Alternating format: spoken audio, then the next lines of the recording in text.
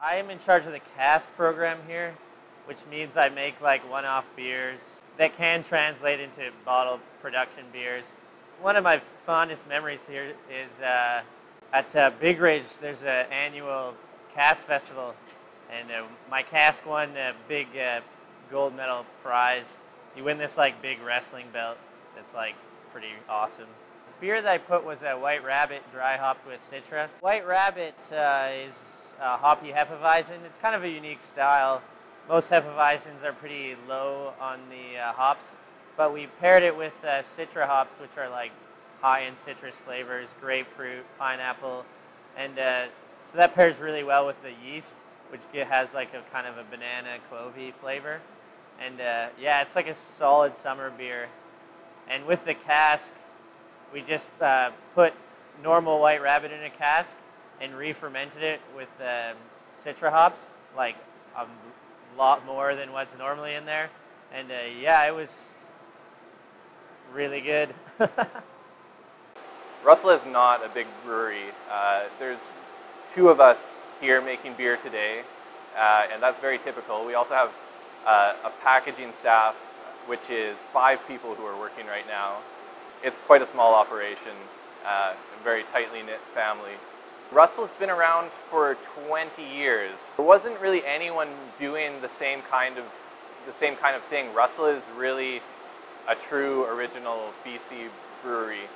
And it's hard to say, but really Russell Cream Ale might not have invented that style of beer, but it really was the most popular. It was the one that got recognition for that style of dark cream ale that really only exists in BC.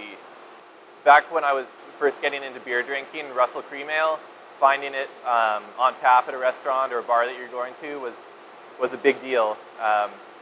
Getting a job here and starting to make Russell Cream Ale was a really cool thing for me.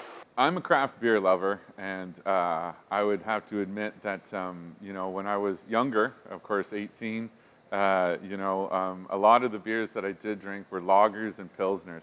So and even the beers that I was home brewing at the time. So I've enjoyed, you know, the new experiences that I've had. And today what I really enjoy is sharing those new experiences with people who haven't, you know, tried newer craft beers, bigger flavored beers, that kind of thing. And so taking them to some of my old friends at barbecues and stuff and watching their idea of what a beer can be change is very nice. It's fun. And it's something that they promised would never happen.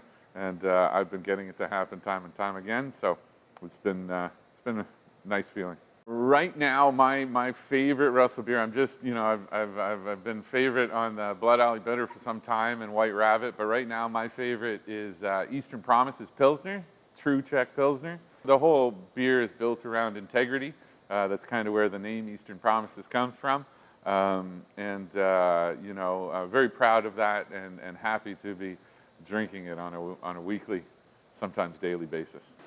And one of my favorite beers is Huntball, which has a very fruity taste, and I like about it is it has a lot of flavors, and it's an American style IPA, and it has one of the Canadian Gold Awards. We won a Gold Award at the Canadian Awards. We've get a lot of great reviews. There's one gentleman, Harrison Stoker from Whistler, now in Vancouver, actually wrote us a comment that he would bathe in our double IPA if he had the chance. He liked it so much. So that was one of the best compliments I've ever read of one of our beers. My favorite beer is the Russell Märzen. We brew it in the fall for Oktoberfest. It's a German-style dark lager and just a perfect touch of flavor and a delicious lager. The tradition of a Märzen it's called March in German. It originally went into the caves, so it would ferment and brew throughout the summer in the cool caves, and it was always ready around harvest time, which is when Oktoberfest happens. Cheers.